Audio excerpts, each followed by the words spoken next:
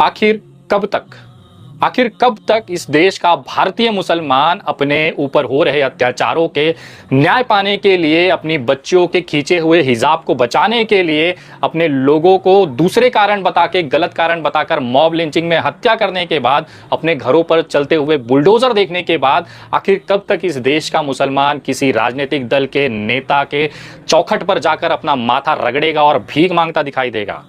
ये सवाल आपको चुप जरूर रहे होंगे, लेकिन ये वास्तविकता है, इस देश की वो हकीकत है जिस पर कोई बात नहीं करना चाहता। आज मैं सवाल पूछना चाहता हूं मेरे भारत के उन मुसलमान भाइयों से, क्या आपका ज़मीर, आपका आत्मसम्मान आपको चीख चीख कर नहीं पुकारता? क्या आप वही हैं जिसके वंशजों ने पूरे विश्व के अंदर कितने ही देशों पर, कितने ही सदियों तक, 200 साल, 500 साल, 800 साल तक राज किया, जिनकी तलवारें जब उठती थी तो पूरे विश्व के अंदर एक सन्नाटा छा जाता था?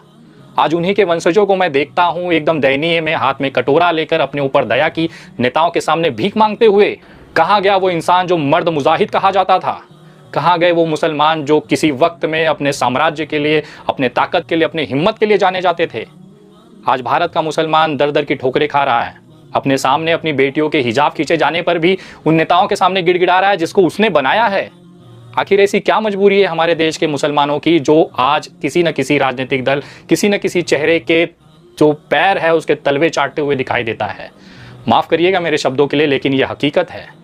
मैं उन तमाम भारतीय मुसलमानों से पूछना चाहता हूं कि वो नेता जिनका आप दरी बिछाते हैं, जिनके लिए कुर्सियां लगाते हैं, जिसको आपने अपना माई बाप, अपना वालिद, अपना रहनुमा बना के रखा है, ये उस समय कहाँ चले जाते हैं जब आपके घरों पर बुलडोजर चला दिया जाता है?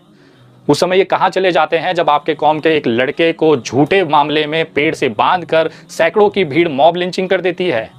ये लोग कहाँ गायब हो जाते हैं, किस कोने में, किस बिल में मुंह छुपाकर छिप जाते हैं जब आपकी बच्चियों के साथ बलात्कार होता है? अगर आप न्याय मांगे तो आप ही पे एफआईआर हो जाता है। ये सारे नेता कहाँ मर जाते हैं, कहाँ शर्म से डूब जाते हैं, या किस बिल में छिप जाते हैं जब आपके पैगंबर मोहम्मद साहब और नबी के खिलाफ अनगिनत अश्लील आपत्तिजनक बातें की जाती हैं? तब कोई नेता, कोई राजनीतिक दल आपके सपोर्ट में, आपके साथ क्यों नहीं खड़ा होता? अगर कोई मुसलमान एक आवाज़ भी कर दे कि नहीं इस देश में गलत हो रहा है, हमारे पैगंबर मोहम्मद को गलत बोला गया है, इस पर कार्रवाई होनी चाहिए, तो उसे जेल में डाल दिया जाता है। एक छोटा सा मुहावरा कहने वाला इंसान मुफ्ती आज गुजरात की जेल में कितने महीनों से बंद हैं, लेकिन वही नासिक के एक संत जो भगवा चोला पहने हैं उनके ऊपर देश भर में एफआईआर हो रही, लेकिन गिरफ्तारी नहीं होती। ये पता है क्यों है? क्योंकि आप कमज़ोर हैं, आपके अंदर वो जज्बा, वो लड़ाकूपन खत्म हो चुका है। आप निर्भर हैं किसी नेता के दया पर। अगर उस नेता को आप पर, आपकी तकलीफों पर दया आई और अपने दया की जो भीख है आपकी झोली में फेंक दी तो आप नसीब वाले, वरना मांगते रह जाइए, सड़कों पर आंदोलन करते रह जाइए, पुलिस स्टेशन का घेराव करते रह जाइए, कोई सुनवाई नहीं है। मैं पूछना चाहता हूं कि आखिर ये तकलीफें, ये जो हालात हैं, ऐसे क्यों हैं हमारे देश में? आपको भी संविधान ने उतना ही अधिकार दिया, आपको भी समान नागरिक का अधिकार है, आप भी उतने ही हिंदुस्तानी हैं जितना मैं हूं, लेकिन उसके बाद भी आपकी ऐसी क्या मजबूरी है कि किसी नेता के जूते साफ करने पड़ रहे हैं आपको? मैं आज यहाँ किसी पार्टी, किसी दल की बात नहीं करने वाला हूँ। आप खुद सोचिएगा कि आखिर इस देश का मुसलमान चाह क्या रहा है। उसका सबसे बड़ा कारण पता है आपको क्या है? आज आपकी जो हालात हैं वो ऐसे क्यों हैं? वो आप खुद हैं।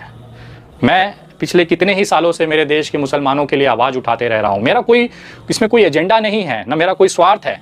मैं सिर्फ अपने भारत के उस नागरिकों को वो विश्वास दिलाना चाहता हूँ कि आप अकेले नहीं हैं।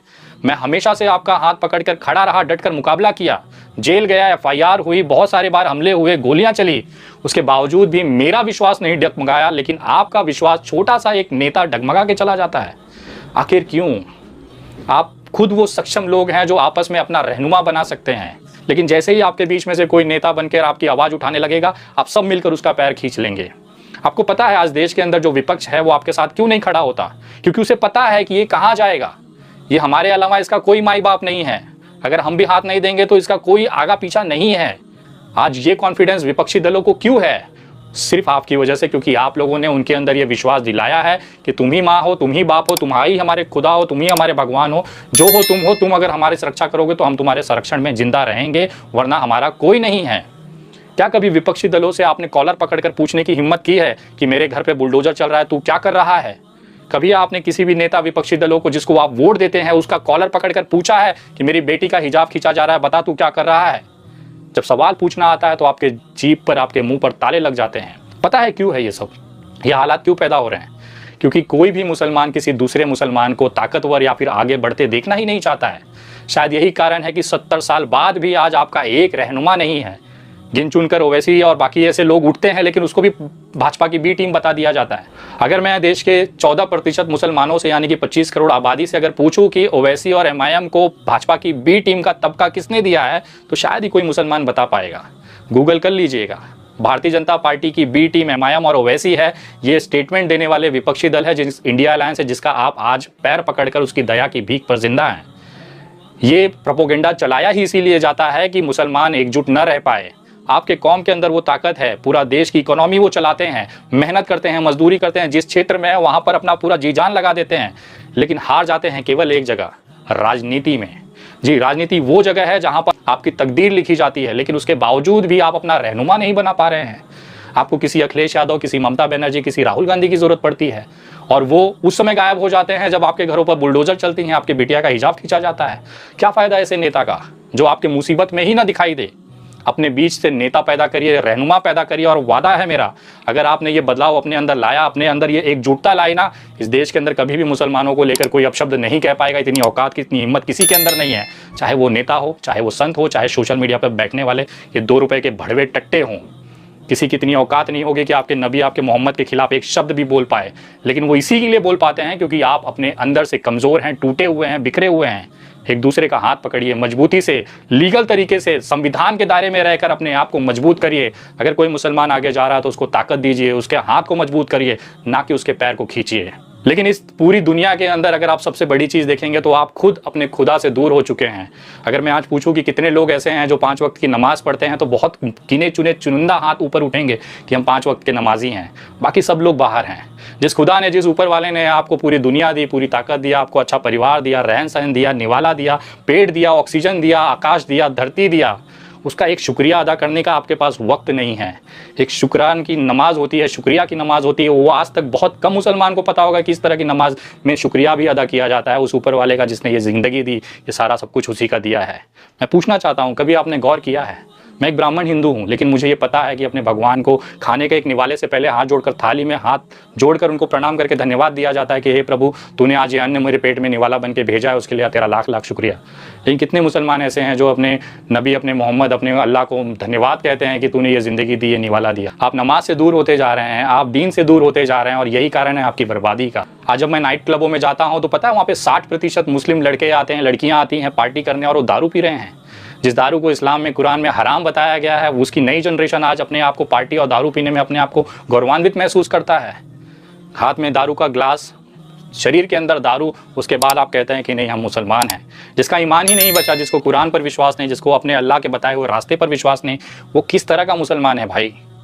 आपके सामने एक भूखा मर रहा होता है, कोई तकलीफ नहीं, आगे बढ़ जाते हैं। आपका पड़ोसी भूखा रह जाता है, कोई तकलीफ नहीं, आगे बढ़ जाते हैं। आपका भाई, अपना सगा भाई तकलीफ में है, उसके साथ नहीं खड़े होते। तो ये सारी चीज़ें ऊपर वाला आपको अजाब के तौर पर भेज रहा है। आज देश भर में, विश्व भर में जो मुसलमानों की हालत है, ये मुसलमान द्वारा खुद बनाई गई है।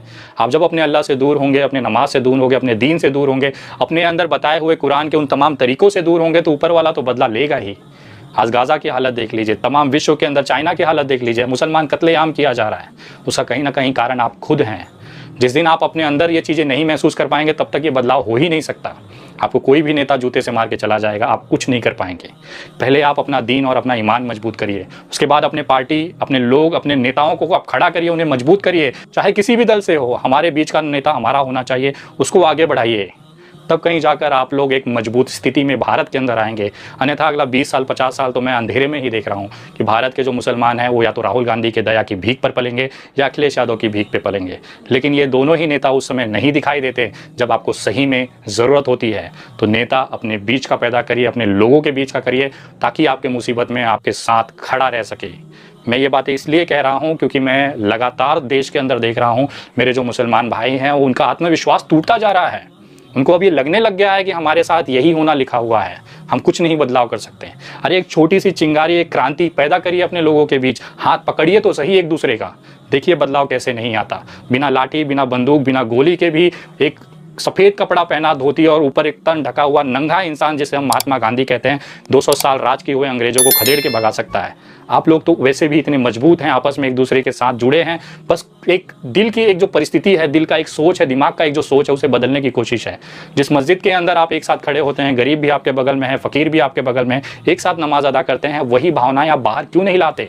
जैसे ही मस्जिद के बाहर नमाज पहन के निकलेंगे, जैसे ही चप्पल पैर में आएगा, आपके अंदर एटीट्यूड आ जाता है कि अरे मैं तो अमीर हूँ, मैं तो फलाना हूँ, मैं तो ढिमकाना हूँ। ये सारे लोग जिनके अंदर भी एक घमंड है ना, थोड़े ही दूर पर अपने बसे हुए कब्रिस्तान में जाके देखिए, वो सारे घमंड, वो सारी अमीरी उस कब्र के अंदर दफनाई जा चुकी है। वही आपका भी होना है, वही मेरा भी होना, वही सबका होना है। तो किस चीज़ का घमंड है मेरे भाई? जब तक जिंदा है, मानवता, इंसानियत को पालिए। मैं ये बातें इसलिए कह रहा हूँ क्योंकि अगर आप एक दूसरे का हाथ नहीं पकड़ेंगे तो आपके साथ ये चीज़ें होती